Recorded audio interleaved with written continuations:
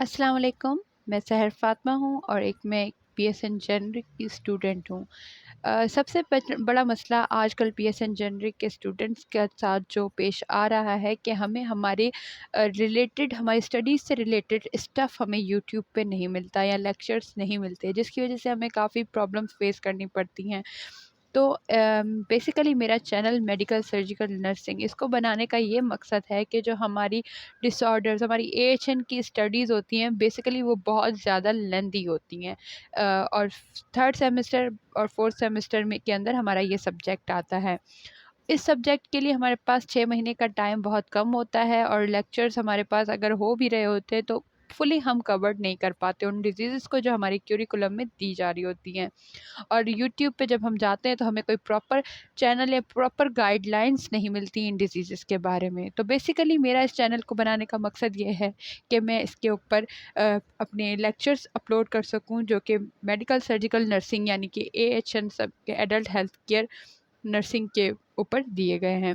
इन lectures के अंदर इस यूट्यूब चैनल पे मैं आपके पास अपने क्यूरिकुलम के हिसाब से सारे डिसऑर्डर्स तरतीब के साथ अपलोड करती रहूँगी और इसके साथ ही जो प्रोसीजर्स हमारे मेडिकल सर्जिकल नर्सिंग के अंदर आते हैं हम उनको भी फर्दर डिस्कस करेंगे ताकि हमारे आने वाले जूनियर्स को या हमारे जो बैचेस इस वक्त नर्सिंग बीएसएन जेनरिक कर रहे हैं उनको गाइडलाइंस भी मिलती रहें और उनको स्टडी के लिए स्टफ़ भी मिलता रहे। इसी के साथ प्लीज़ आप लोग सब लोग से रिक्वेस्ट है कि आप लोग मेरा चैनल यानी कि जो कि मेडिकल सर्जिकल नर्सिंग है इसको आप सब्सक्राइब करें और बेल आइकन दबाएं और ज़्यादा से ज़्यादा शेयर करें। आइए हम चलते हैं अपने पहले लेक्चर की तरफ। आज का हमारा पहला टॉपिक है स्टोमाटाइटिस। इसको स्टार्ट करने से पहले मैं आपको एक रिकमेंडेशन करूँगी कि आप लोग रोज़ एंड विल्सन से जीआईटी का आप एनाटॉमी फिजियोलॉजी का रिव्यू कर लें, क्योंकि इसको रिव्यू करने के बाद आपके लिए इन डिजीज़ को समझना, इनकी पैथोफिजियोलॉजी को समझना और ज़्यादा ईजी हो जाता है। ठीक है, हम अपने पहले लेक्चर की तरफ जाएंगे। हमारा पहला टॉपिक है स्टोमाटाइटिस। स्टोमाटाइटिस के हमारे पास ऑब्जेक्टिव्स हैं। ऑब्जेक्टिव्स में हमारे पास आ जाता है define stomatitis, discuss types of stomatitis, cause, pathophysiology and manifestation of stomatitis, diagnostic, medical and surgical management, apply nursing process to the patient of stomatitis or develop teaching plan for client experiencing these disorders। हम आगे चलेंगे और discuss करेंगे stomatitis क्या होता है। Basically हमारे पास stomatitis के नाम में थोड़ी सी कन्फ्यूजन हो जाती है। हमारे स्टूडेंट्स को लगता है कि स्टमक की जो न्यू स्टूडेंट्स आते हैं हमारे पास बीएसएन जेनरिक के नई क्लास में, तो उनको ये लगता होता है कि स्टोमाटाइटिस बेसिकली जो है वो स्टमक की इन्फ्लेमेशन को कहा जाता है, जबकि ऐसा नहीं है। स्टोमा हम कहते हैं म्यूकस मेम्ब्रेन की लाइनिंग को, और inflammation of the mucous membrane जो हमारे माउथ की म्यूकस मेम्ब्रेन होती है। और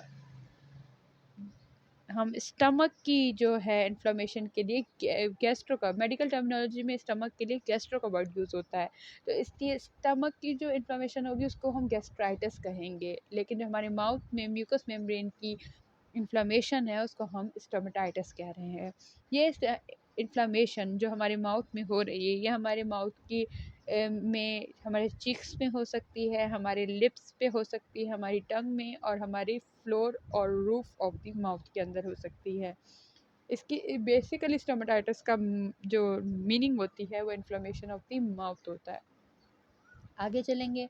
हमारे पास स्टोमाटाइटिस की 3 बेसिक टाइप्स हैं जो हम डिस्कस करते हैं, जो हमारे क्यूरिकुलम में शामिल की गई हैं, जो हमारी बुक में भी हैं।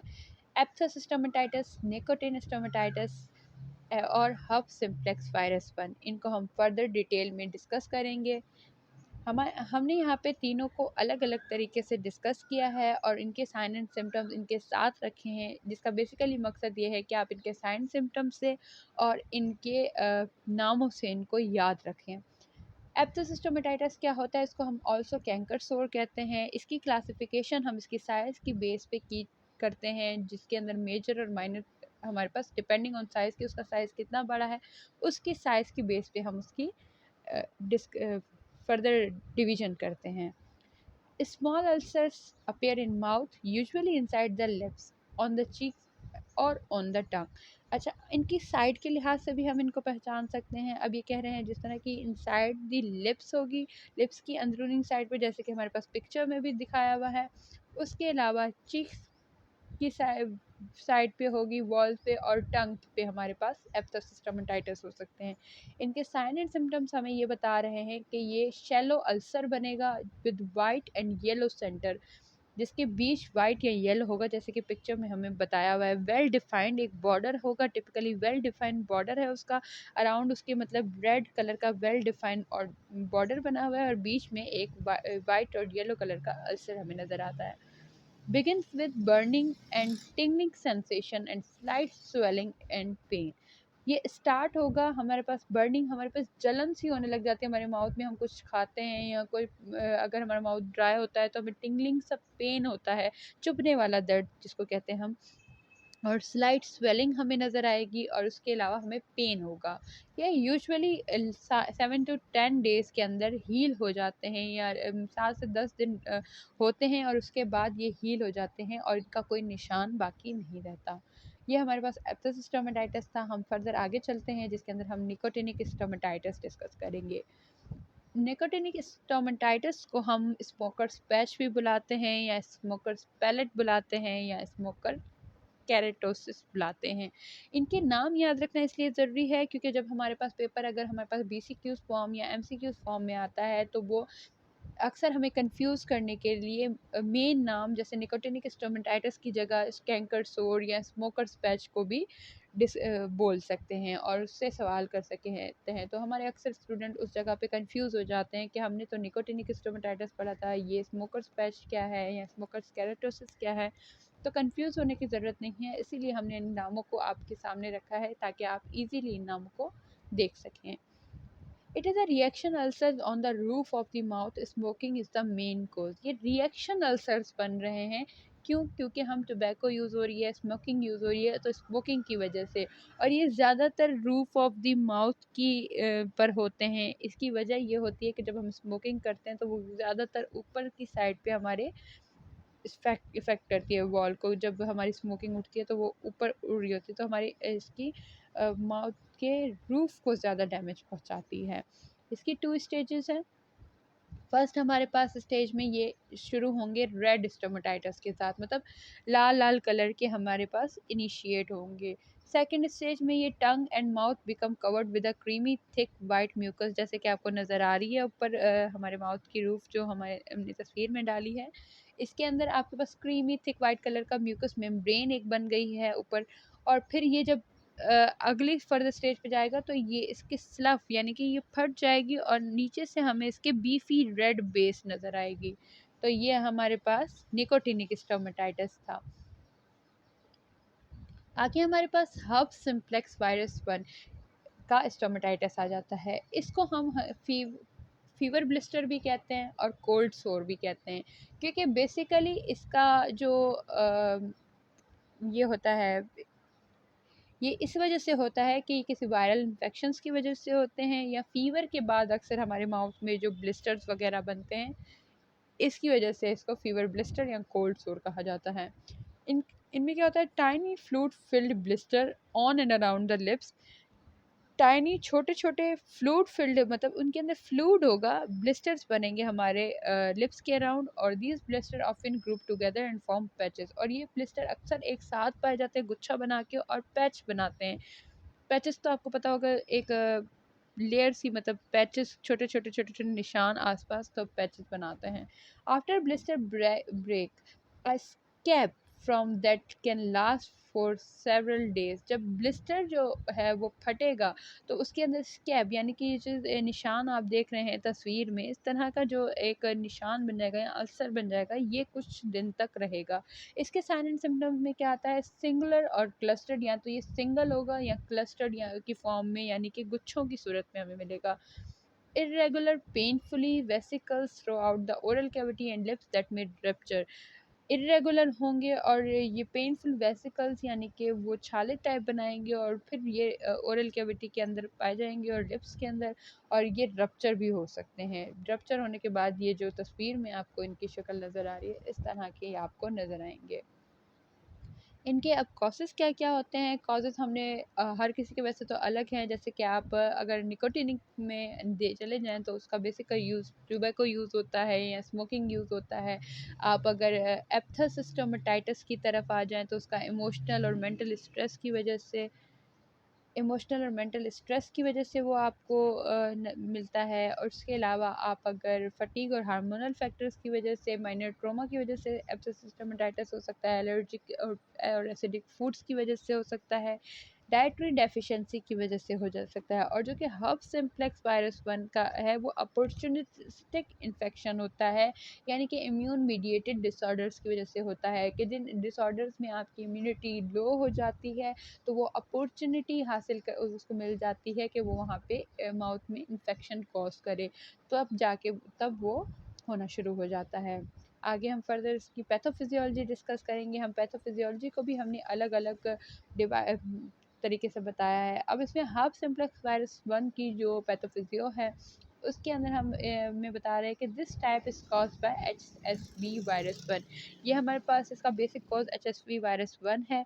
ठीक है, it is caused by destructive effect of the virus on the tissues in the form of break down of the infected cells. ठीक है, इसके अंदर हमारे पास क्या होगा, डिस्ट्रक्टिव इफेक्ट होगा इस वायरस का टिश्यूज़ के अंदर in the form of break down of the infected cell, जिसके अंदर हमारे जो इन्फेक्टेड सेल्स हैं वो ब्रेक डाउन हो जाएंगे।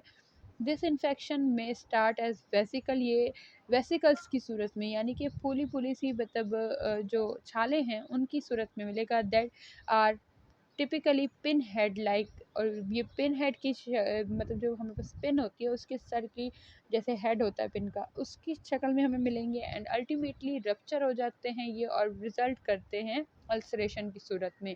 जब ये बनते हैं तो इनकी शक्ल पिन हेड की होती है, फिर ये अल्टीमेटली रप्चर हो जाते हैं और फिर हमें अल्सर बना हमारे मुंह में अल्सर बन जाता है। As a characteristics to the virus these ulcer are painful. इसके करेक्टरिस्टिक्स के वायरस की वजह से इसके ये अल्सर पेनफुल होते हैं, इरेगुलर होते हैं दिखने में and often have a yellow grey covering layer. और इनके ऊपर हमें येलो ग्रे कवरिंग लेयर मिलती है। इसके बाद निकोटिनिक स्टोमेटाइटिस हमारे पास मैंने बता दी है पैथोफिजियो इसकी। एज अ नेम इंडिकेट, इनका नाम बता रहा है कि nicotinic stomatitis is caused by the use of nicotine in cigarette और पाइप स्मोकर्स। इसके अंदर हमारे पास निकोटिनिक स्टोमेटाइटिस उनके अंदर होता है जो पाइप स्मोकर होते हैं या सिगरेट स्मोकर्स होते हैं। It normally occurs on the hard palate of the individual who use pipes to smoke. ये हार्ड पैलेट पे ज़्यादा पाया जाएगा, ऊपर आपके माउथ के रूफ़ के ऊपर। क्यों? क्योंकि जो लोग यूज़ करते हैं पाइप्स और स्मोक तो उनकी स्मोक डायरेक्टली आपके हार्ड पैलेट को ज़्यादा नुकसान पहुँचाती है। The pathogenesis is explained by the heat and not the tobacco. अच्छा, इसकी पैथोजेनेसिस क्योंकि मतलब ऊपर हार्ड पैलेट पे हो रहा है तो इसकी पैथोजेनेसिस से पता चल रहा है कि हीट की वजह से ये ज़्यादा नुकसान पहुंचा रहा है बमुकाबले टोबैको के। क्योंकि अगर हीट की वजह से नुकसान पहुंचा रहा है तो ये नॉन मेलिग्नेंट होगा, और अगर ये टोबैको की वजह से नुकसान पहुंचा रहा है और काफ़ी लंबे अरसे तक ये मौजूद हैं तो फिर हमारे पास इसमें मेलिग्नेंसी यानी कि कैंसर के चांसेस भी हो जाते हैं। The condition improves within 1 to 2 weeks of smoking cessation. आप स्मोकिंग रोक दें तो ये कंडीशन 1 से 2 हफ्तों के दौरान ठीक हो जाती है, लेकिन अगर ये कंडीशन 1 से 2 हफ्ते के दौरान ठीक नहीं होती तो फिर हमारे पास कैंसर बनने के चांसेस हो जाते हैं।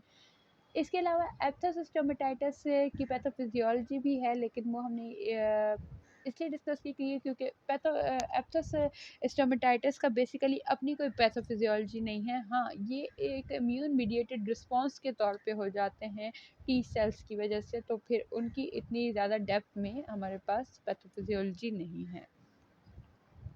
डायग्नोस्टिक टेस्ट जो हमारे पास आ जाते हैं स्टोमेटाइटिस के हल के लिए, तो सबसे पहले हमारे पास फिज़िकल एग्जामिनेशन आएगा, क्योंकि जब फिज़िकल एग्जामिनेशन हम माउथ की म्यूकस मेम्ब्रेन देखेंगे तो हमें समझ आ जाएगी कि ये कौन से छाले हैं, क्योंकि हमने अब पिछले डिस्कस भी कर लिया है कि कौन से छाले की क्या करेक्टरिस्टिक्स हैं, कौन से अल्सर की क्या कॉजेज़ हैं, क्या करेक्टरिस्टिक्स हैं, तो हमें इनको समझने में ईजी होगा। उसके अलावा हम स्वैब कल्चर्स और टिश्यू स्क्रैप भिजवाते हैं।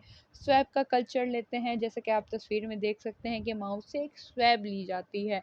और स्वैब को कल्चर के टेस्ट के लिए बैक्टीरिया या वायरस की पहचान के लिए हम लैब भिजवाते हैं, और टिश्यू स्क्रैप भी इसी तरह निकाल के भिजवाते हैं। इसके अलावा बायोप्सी टेस्ट है, जिसके अंदर बेसिकली हमारे पास ब्रश बायोप्सी आती है, जो कि आपको तस्वीर के अंदर नज़र आ रही है।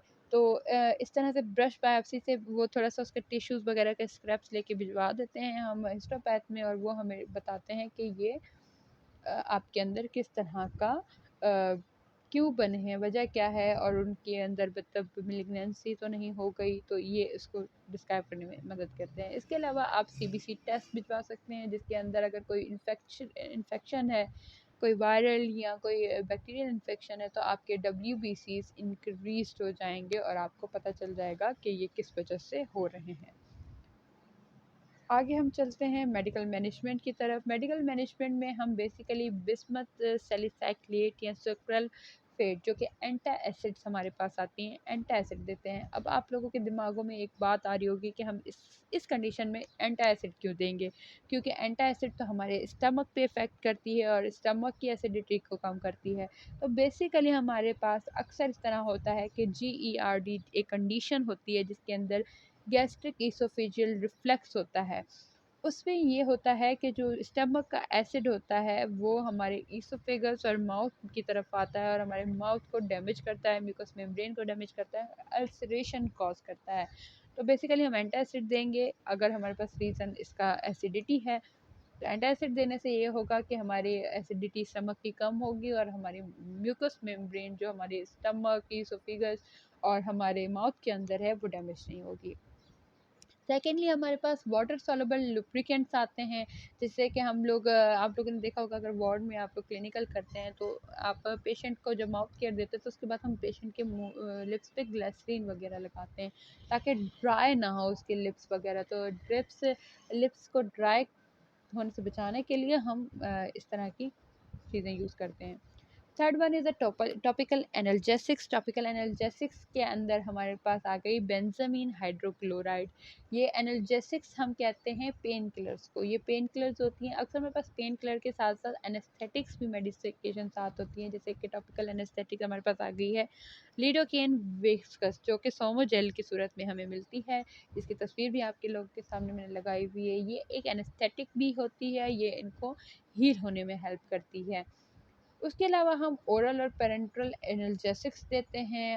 और अगर कंडीशन ऐसी है कि इन मेडिकेशन जो हम टॉपिकल मेडिकेशन वगैरह अप्लाई कर रहे हैं उससे ये सही नहीं हो रहे हैं, तो हम इसके साथ साथ आप ओपोइड्स भी दे सकते हैं, जिनके अंदर थोड़ी सी सिडेशन भी शामिल होती है, और एंटीसेप्टिक माउथ वॉश वगैरह देते हैं हम। लेकिन इस बात में हम ख्याल रखते हैं एंटीसेप्टिक माउथ वॉश देते हुए कि उसके अंदर अल्कोहल की मौजूदगी ना हो, क्योंकि अल्कोहल इसके अंदर हमारे अल्सर्स के अंदर इन्फेक्शन कॉज कर सकती है।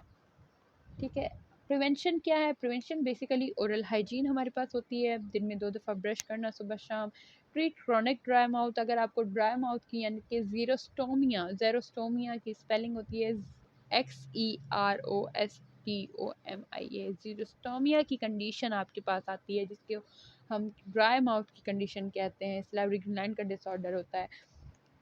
तो उस कंडीशन में अगर आपको क्रॉनिक ड्राई माउथ है तो उसको दूर करने के लिए हम माउथ को लुब्रिकेशन की तरफ लेके जाएंगे, फ्लूइड्स की तरफ लेके जाएंगे, ताकि हमारे माउथ में माउथ ड्राई ना हो, म्यूकस मेम्ब्रेन की इरिटेशन ना हो और अल्सर कॉज ना हो। सॉफ्ट ब्रश यूज़ करेंगे, क्योंकि अक्सर हम हार्ड ब्रश की वजह से ट्रॉमा कर देते हैं अपने लिप्स पर या अपने गम्स की तरफ, चिक्स की तरफ, तो उसकी वजह से भी हमारे पास ये कंडीशन आती है। तो हम सॉफ्ट ब्रश को यूज़ करेंगे ताकि ब्रश की वजह से हमें ट्रॉमा ना हो। इन्हेंस करेंगे सलाइवरी सिक्रीशंस को। इन्हेंस कैसे करेंगे? हम कैंडीज़ वगैरह देते हैं, जिसके में आपके पास लेमन कैंडीज़ हम ज़्यादातर देते हैं, और लेमन कैंडीज़ का ये फ़ायदा होता है कि वो आपकी सलाइवरी सिक्रीशन को बढ़ाती हैं और उसकी वजह से आपका माउथ ड्राई नहीं होता। जब माउथ ड्राई नहीं होता तो वहाँ इन्फेक्शन के चांसेस या अल्सर के चांसेस बहुत कम हो जाते हैं। इसके अलावा आपके पास मेंटेन प्रॉपर न्यूट्रिशन को प्रॉपर्ली मेंटेन करना है, इंक्रीज़ करना है फ्लूइड इंटेक इंक्रीज़ इसलिए करते हैं कि जब फ्लूइड इंटेक हमारा ज़्यादा होगा तो हमारा माउथ ड्राई नहीं होगा, और अल्सर कॉज नहीं होंगे। प्रॉपर न्यूट्रिशन का कहने का मकसद ये है कि हमारे पास विटामिन सी या फॉलिक एसिड की कमी की वजह से भी इस तरह के सोर्स हमारे माउथ में हो जाते हैं। तो उनको ख़त्म करने के लिए हमारे पास न्यूट्रिशन का प्रॉपरली मेंटेन होना बहुत ज़रूरी होता है। नेक्स्ट स्लाइड पे चलते हैं जी। हमारा ये टॉपिक यहाँ पे कंप्लीट प्रिवेंशन पे हो गया है। हमने टॉपिक सारा पढ़ लिया है, इजीली मैंने आपको समझाने की कोशिश की है। अब इसके बाद हम इस टॉपिक की एनसीपी बनाएंगे, नर्सिंग केयर प्लान बनाएंगे। नर्सिंग केयर प्लान बनाते हुए हम बेसिकली हमारे पास हम पेशेंट का एक बायोग्राफिक डेटा हमारे पास होना ज़रूरी होता है, जिसके अंदर पेशेंट का name, age, marital status, gender, occupation और डायग्नोसिस, मेडिकल डायग्नोसिस ज़रूरी है। नेम इसलिए ज़रूरी होता है क्योंकि हमने पेशेंट को उसके नाम से आइडेंटिफाई करना होता है। एज इसलिए ज़रूरी है क्योंकि सेवरल एज फैक्टर्स हमारी डिजीज़ के अंदर ज़रूरी होते हैं कि बच्चों में ये चीज़ ज़्यादा है, बड़ों में ये बीमारियाँ ज़्यादा होती हैं, तो हमें पता चलता है कि इस एज के हिसाब से उसमें किस तरह की कंडीशन नॉर्मल हैं और किस तरह की कंडीशंस एबनॉर्मल हैं। मैरिटल स्टेटस बताने का मकसद बेसिकली ये होता है क्योंकि हमारे पास हमने जैसे अपॉर्चुनिस्टिक इन्फेक्शन का पढ़ा, तो उसके अंदर हमारे पास सिफिलिस वगैरह की डिजीज़ भी आती हैं जो कि एसटीडीज़ कहलाती हैं, सेक्सुअली ट्रांसमिटेड डिजीज़। तो हमें ये पता होना चाहिए कि वो सिंगल है या मैरिड है, तो हम उसके अंदाज से हम उसके मैरिड पार्टनर को बचा सकते हैं, या फिर अगर उससे उनको इन्फेक्शन कॉज हुआ है तो हम इन्फेक्शन की वजह जान सकते हैं। जेंडर हमारे पास हमने बता दिया, फीमेल और मेल, क्योंकि ये भी हमारे पास डिजीज़ को पहचानने में हेल्पफुल होता है कि कौन सी कंडीशंस मेल में ज़्यादा पाई जाती है और कौन से इंसिडेंट्स फीमेल में पाए जाते हैं। ऑक्यूपेशन हमारा जानना ज़रूरी है। ऑक्यूपेशन इसलिए जानना ज़रूरी होता है कि कुछ लोग फैक्ट्री साइट्स पे काम करते हैं, वर्किंग इस तरह की करते हैं कि वहाँ पे उन डिजीज़ के चांसेस बहुत ज़्यादा होते हैं। तो उन डिजीज़ को हम पहचानने के लिए कि मतलब इस डिजीज़ का कॉज पहचानने के लिए बेसिकली हमें पता होना चाहिए कि उसका ऑक्यूपेशन क्या है। मेडिकल डायग्नोसिस इसलिए ज़रूरी है क्योंकि हम मेडिकल डायग्नोसिस को देखते हुए, पेशेंट की साइन एंड सिम्टम्स और कंडीशंस को देखते हुए हम अपनी नर्सिंग डायग्नोसिस या नर्सिंग असेसमेंट करते हैं। तो फर्दर हम चलते हैं असेसमेंट की तरफ। असेसमेंट में हमारे पास एक सब्जेक्टिव डेटा दिया हुआ है जिसके अंदर एक हमें सिनेरियो बताया हुआ है। हम इसको इस तरह से नोट करते हैं कि एक 23 years old female less oriented मतलब वो अ, इतनी ओरिएंटेड या वो इतनी बाखबर या होशियार उस वक्त सिचुएशन से नहीं है। कॉन्शियस है but not verbally communicable. Conscious है लेकिन वर्बली कम्युनिकेबल नहीं है क्योंकि उसको पेनफुल माउथ अल्सर्स हैं, और अल्सर्स में हम अक्सर हमारे बोलने की सलाहियत में कमी आती है। जब हमें एक आध अल्सर भी होता है तो हम तुतला के हल्का हल्का बोल रहे होते हैं, क्योंकि इतना परफेक्टली हम जितना अब बोल रहे हैं उतना नहीं बोला जा सकता। Come to the hospital with the complaints of fever. Itis itis का वर्ड, स्टोमेटाइटिस का वर्ड जब भी यूज़ होता है, आइटस में पेशेंट को फीवर होता है, लेकिन फिर भी आप पेशेंट की कंडीशंस, आप पेशेंट के साइन एंड सिम्टम्स को नोट कर रहे हैं, तो जो पेशेंट कंप्लेन करेगा आपने वो लिखनी है। माउथ फीवर, बॉडी एक हो रहा है from previous 2 days and onset of mouth sore after fever, मतलब स्टार्टिंग हुई माउथ सोर की फीवर के बाद से। Painfully mouth ulcer leads to bleeding, painful mouth ulcers में ब्लीडिंग हो रही है, and unable to eat which leads to weakness, और वो खा पी नहीं पा रही क्योंकि माउथ अल्सर में हम अक्सर हमारे खाना हमसे खाया नहीं जाता, तो उसकी वजह से उनको वीकनेस हो रही है। ऑब्जेक्टिव डेटा हमारे पास क्या है, वाइटल साइंस हमें बता रहे हैं कि उनका टेम्परेचर 101 फ़ारेनहाइट है, बीपी 110/70 जो कि उनकी एज के हिसाब से नॉर्मल है, क्योंकि जब एज कम होती है, जब पेशेंट यंग होता है, तो हमारे पास अक्सर ये नॉर्मली हमारे पास पेशेंट का बीपी 110/70 नॉर्मल कहलाता है। जब हमारी एज फैक्टर ज़्यादा आती है, बड़ी बड़ी एज में हमारे पेशेंट्स को हाइपरटेंशन होता है, तो फिर उसके अंदर हमारे पास 130/90 हमारे पास एडल्ट्स में, मतलब ओल्डर एडल्ट्स में ये ब्लड प्रेशर नॉर्मल पाया जाता है। पल्स हमारे पास 89 बीट पर मिनट है। हमने पढ़ा था 60 to 80 नॉर्मल पल्स होती है, लेकिन फ़ीवर के साथ हमारा पेशेंट टैकीकार्डिया में जाता है, मतलब ज़्यादा नहीं लेकिन माइल्ड टैकीकार्डिया हमें हमारे पेशेंट में नज़र आता है, तो उसकी वजह से इसकी पल्स 89 बीट पर मिनट है। रेस्पिरेशन हमारे पास 20 पर मिनट है। उसके अलावा ऑक्सीजन सैचुरेशन हमारे पेशेंट की बिल्कुल नॉर्मल है, 100 तक हमारे पास ऑक्सीजन सैचुरेशन नॉर्मल होती है, 92% नॉर्मल है। लैब्स हमने भिजवाई हैं सीबीसी। बेसिकली सीबीसी हमने क्यों भिजवाई है अपने पेशेंट का, क्योंकि हम ये चेक करने जा रहे हैं कि कोई इन्फेक्शन तो नहीं है। हाँ, अगर पेशेंट की हिस्ट्री है अभी क्योंकि उसको 2 दिन से फ़ीवर है और हमारा 2 दिन और फ़ीवर के साथ उसको माउथ अल्सर्स हैं, तो हमारा ये जा रहा है हब सिम्प्लेक्स वायरस की तरफ और या फिर फ़ीवर ब्लिस्टर्स और कोल्ड सोर्स की तरफ। तो हमने इसलिए सीबीसी का टेस्ट भिजवाया है। अगर हमारे पास निकोटिनिक यहाँ पे होता है निकोटिनिक स्टोमेटाइटिस और उसकी हिस्ट्री होती 15 दिन 14 दिन, तो फिर हम उसके लिए बायोप्सी का टेस्ट रिकमेंड करते। तो हमने कंडीशन के हिसाब से पेशेंट की हमने टेस्ट को रिकमेंड किया है। इसके साथ हम कल्चर का टेस्ट भी भिजवा सकते हैं ताकि हमें पता चले कि उसको किस तरह का इन्फेक्शन है। आगे हमारे पास हमने अपने पेशेंट के साइन एंड सिम्टम्स और कंडीशंस को देखते हुए हमने डायग्नोसिस बनाई है, जिसमें हमारे पास 4 डायग्नोसिस बनी है। Impaired oral mucous membrane related to fever, मतलब आपकी म्यूकस मेम्ब्रेन अल्टर्ड हुई हुई है, क्यों, related to fever. Pain related to mouth ulcers, pain हो रहा है रिलेटेड टू माउथ अल्सर्स की वजह से। Imbalance nutrition related to difficulty in swallowing, dysphagia हो रहा है पेशेंट को क्योंकि उसके माउथ में छाले बने हुए, वो निगल नहीं पा रहा, ठीक से खा नहीं पा रहा, तो उसकी वजह से उसको इम्बेलेंस न्यूट्रिशन हुआ हुआ है। Impaired verbal communication related to treatment, अब उसके अंदर इम्पेयर्ड वर्बल कम्युनिकेशन, उसकी वर्बल कम्युनिकेशन ठीक नहीं है क्योंकि ट्रीटमेंट चल रहा है, माउथ में छाले बने हुए हैं, उनकी मेडिकेशन लगाते हैं, एनाल्जेसिक्स लगाते हैं, ट्रॉपिकल ट्रीटमेंट लगाते हैं, तो पेशेंट को ज़्यादा बोलने से मना करते हैं या कंडीशन उसकी ठीक नहीं होती, तो हम छाले ज़्यादा हो जाते हैं तो पेशेंट बोल नहीं पा रहा होता। अब इसके अंदर हमने प्लानिंग की, प्लानिंग क्या की, हमारे पास 2 तरह की प्लानिंग होती हैं, एक लॉन्ग टर्म गोल्स और एक short term goals. Long term goals में हमने ये प्लानिंग की at the end of this week, इस वीक के इख्तिताम तक हमारा जो पेशेंट है उसकी इंटैक्ट म्यूकस मेम्ब्रेन इंटैक्ट हो जाएगी और उसके माउथ में जो सोर्स या अल्सर्स हैं वो ख़त्म हो जाएंगे। और शॉर्ट टर्म गोल्स हमारे पास है कि eight the end of this shift, जिस ड्यूटी में हम काम करें उस शिफ्ट के एंड तक पेशेंट अपना नॉर्मल बॉडी टेम्परेचर मेंटेन कर लेगा और उसका पेन काफ़ी हद तक कम हो जाएगा।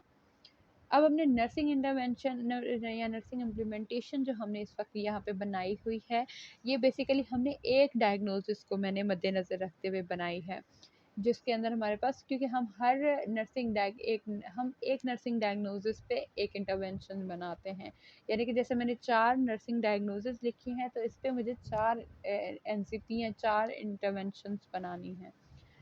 बेसिकली हम पहले डिस्कस करते हैं जो कि हमारा फ़ीवर था। अब इसके अंदर इन्होंने कहा है monitor patient temperature degree and pattern, patient का टेम्परेचर मेंटेन चेक करना है, हमने मॉनिटर करना है और उसके अंदर डिग्री और पैटर्न, उसकी डिग्री क्या होती है, फ़ीवर कितना ज़्यादा है, हाई डिग्री है, लो डिग्री है, और पैटर्न्स क्या हो रहे हैं, वेदर इंटरमिटेंट फ़ीवर है, रेमिटेंट है, किस तरह का फ़ीवर हमारे पास पैटर्न में आ रहा है। क्यों चेक करेंगे हम, पैटर्न में diagnose underlying cause of disease, हमारे फीवर पैटर्न्स हमें बताते हैं कि अंदर किस तरह की डिजीज़ हो रही है। सेकेंडली हमारे पास ऑब्जर्व करेंगे, observe for shaking and chills, हम देखेंगे कि पेशेंट को चिल्स तो नहीं है, मतलब सर्दी तो नहीं लग रही, पेशेंट शेक तो नहीं हो रहा।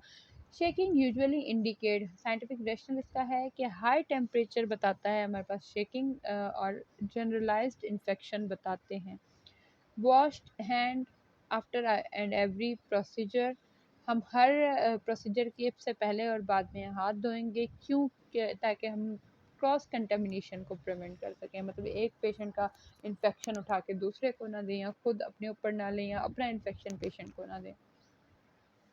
उसके बाद हम अप्लाई कोल्ड स्पंजिंग, पेशेंट को कोल्ड स्पंजिंग करेंगे, यानी कि टेप वाटर हम लेते हैं और उसकी पट्टियाँ रखते हैं पेशेंट के फॉरहेड और हाथों की तिलियों वगैरह पे, ताकि हमारे पेशेंट का फ़ीवर रिड्यूस हो सके।